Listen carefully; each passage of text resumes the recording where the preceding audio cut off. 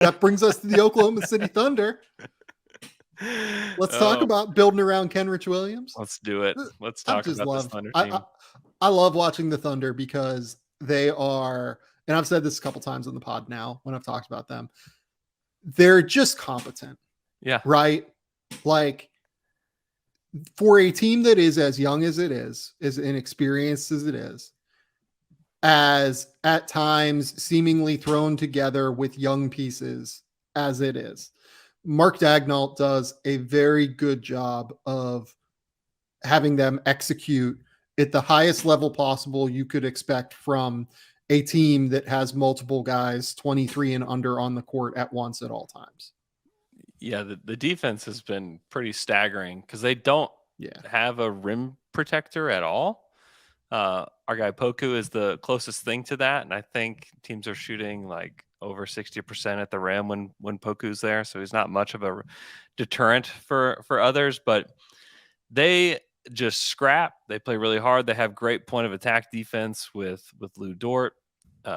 If you don't play defense, you won't play. So Trey Mann, if he's not locked in on defense, Mark will pull him and he won't play him for the rest of the game. It's like, I'll find somebody else that will play.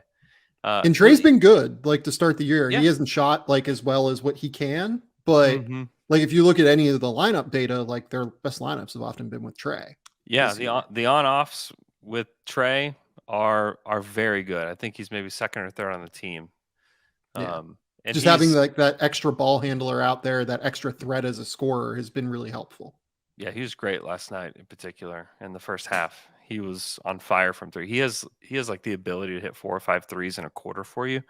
I mean, he's a guy that I don't think many people know a ton about or have watched much of him. But just know one thing with Trey Mann: if he's got his hair braided, good Trey. Hair out of braids, bad Trey. That's one way to judge it. He just got his hair rebraided last night, scored 21 points last night. We got to talk about Shai because I was gonna say, like, let's just do Shai Gilgeous-Alexander appreciation 5 minutes here, because good God, he has taken a step and he is just so clearly the best player on this team, and it's not anywhere close. I mean, and you can see already that everyone around the league realizes it. And I saw a little report today from rival executives that Shai Gilgeous-Alexander, he might not be happy with the losing in Oklahoma City. Oh no! Newsflash: every NBA player hates losing. You know, like Shai. Of course, Shai doesn't like losing. And I talked to a lot of people around the league, and like people just don't know. A lot of people just don't know, especially his situation, especially the. And I'm not taking shots at Sam Amick because Sam is the one. I would never ever take a shot at Sam Amick. I love Sam unconditionally. Guy.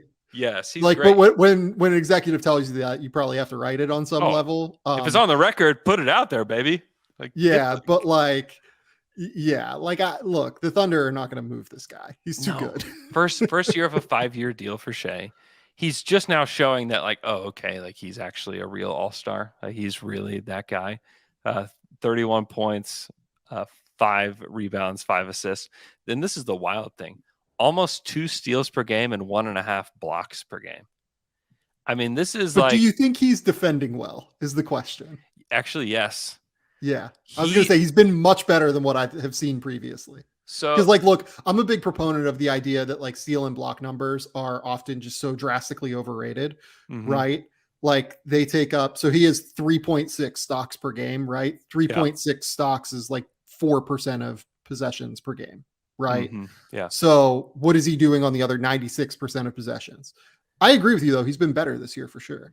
Yeah, I mean, just an example, like, he took the assignment of guarding Franz Wagner in the clutch the other night against Orlando and, like, took him out of the game.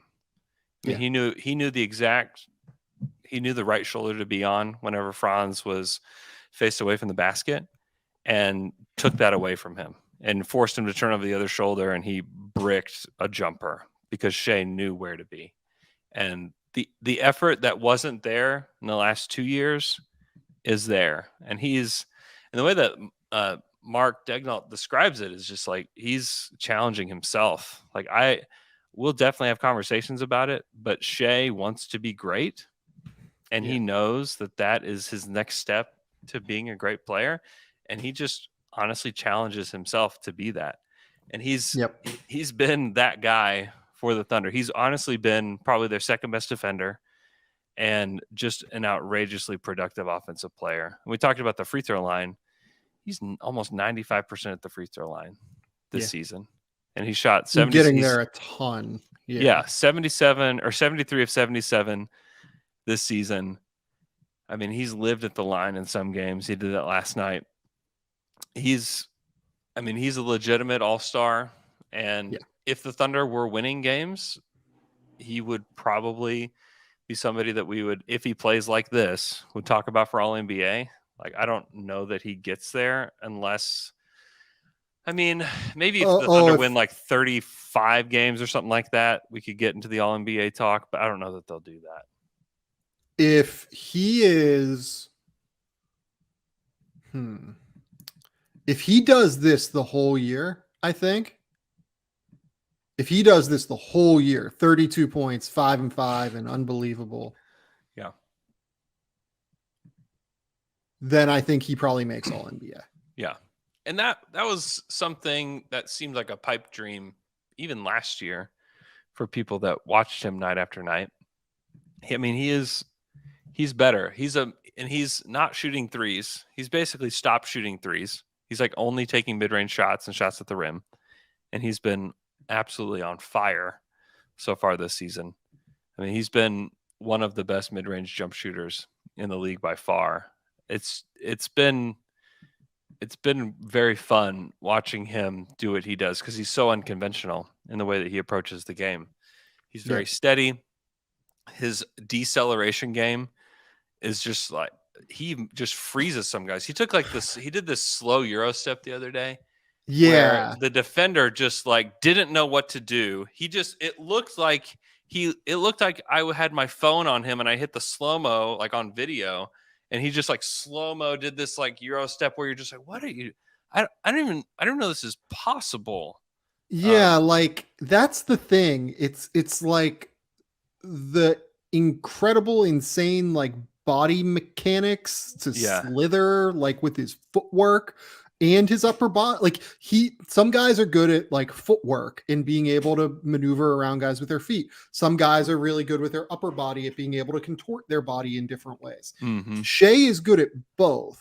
Yep. And like contorts his body on the ground to slither through guys like he's a snake, like around, defenders and like flying through like cones that are right next to each other. It's the most egregious metaphor I've ever given on this podcast, but like it's just really good. And there's nothing like watching Shai in the NBA right now. Not to say he's the best player in the league or anything, but like, he's so unlike anything else. In the league.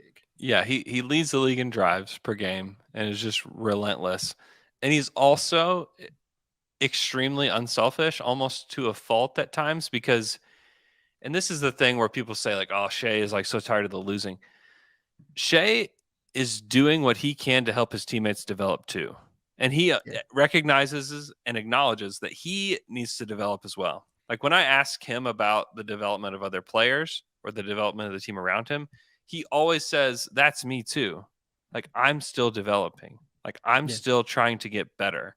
He doesn't think like, oh my gosh, like how can I win with these guys?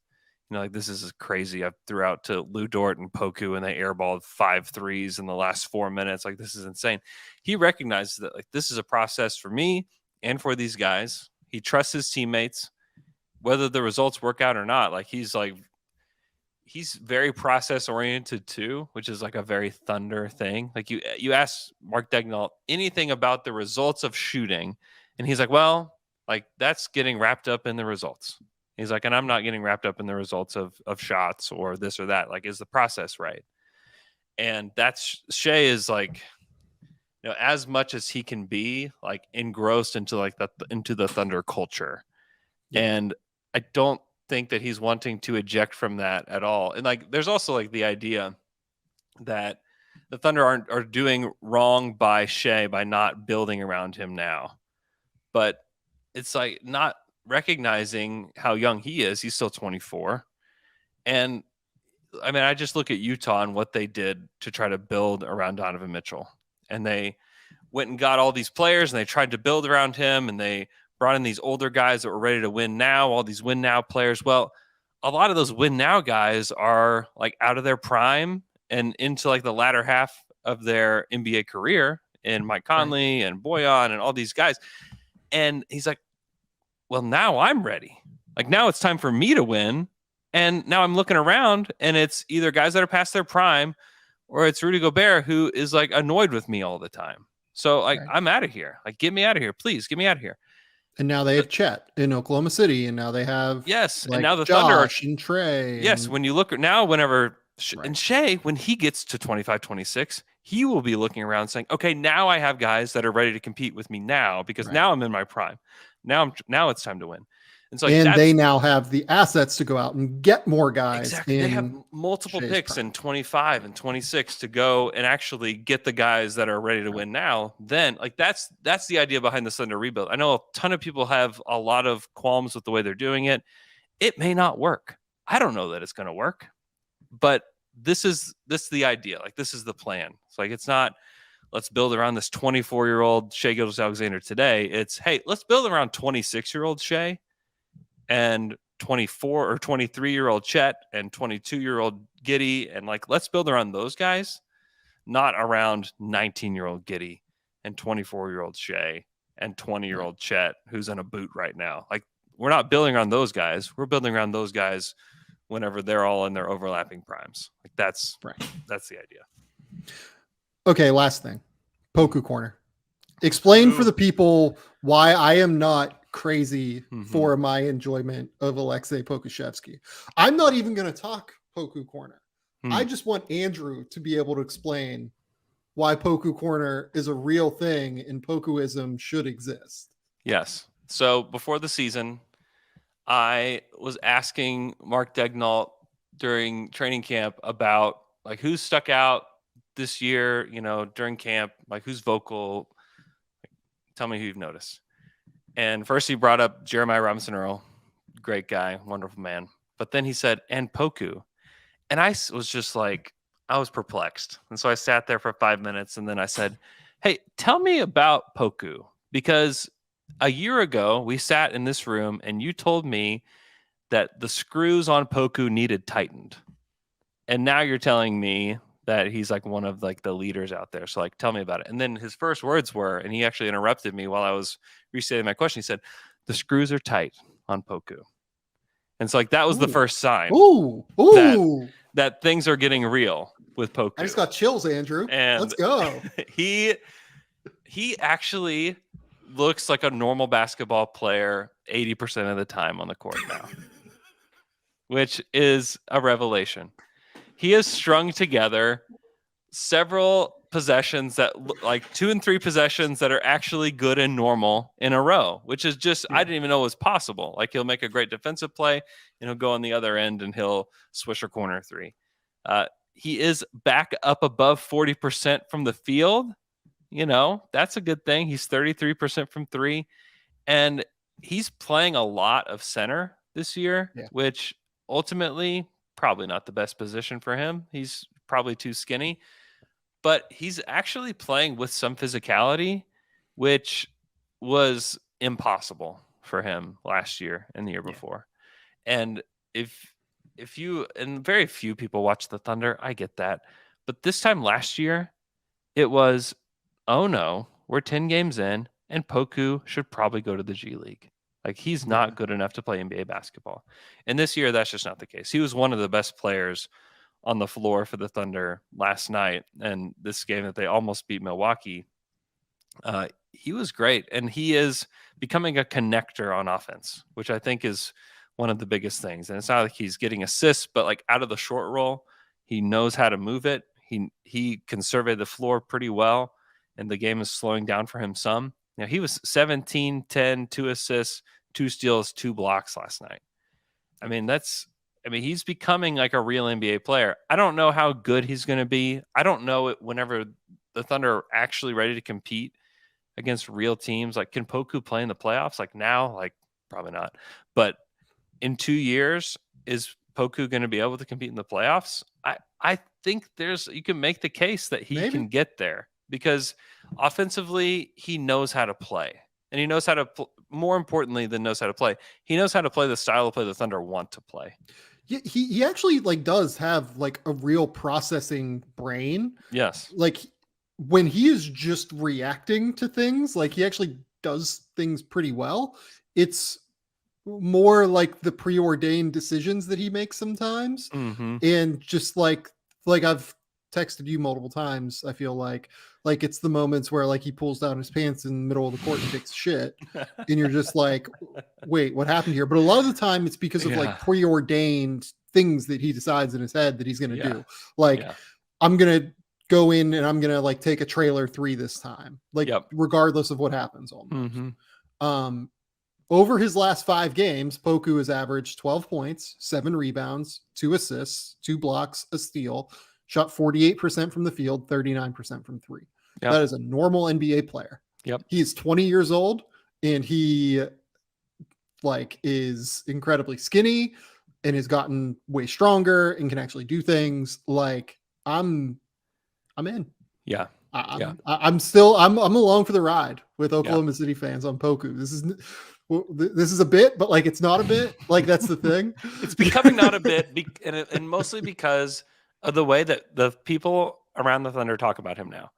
Because with teammates before, like I would talk to guys a lot preseason, like who looks good, who's playing well, and I would ask them specifically about Poku, his rookie season, and then last year, and like the tone is like, he's pretty good, he's doing pretty good, which just means like, he's not ready at all.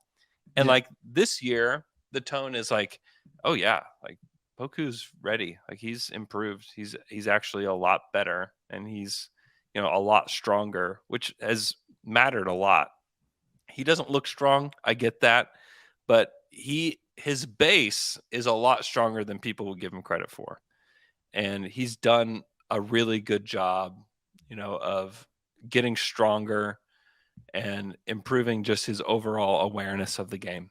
And I think that he could be at like peak. I think that he could be like a really high level role player that, I think of if everything goes perfectly, like he could be like a Boris Diaw type player, like decision maker with the ball, can play from the big position, can probably like play some small ball 5 if you want him to, can do some really strange things for his size, like can play a little point here and there, but not a primary scorer, not a primary initiator, but just like a guy that's connecting your offense and is like good enough and smart enough on defense to make an impact.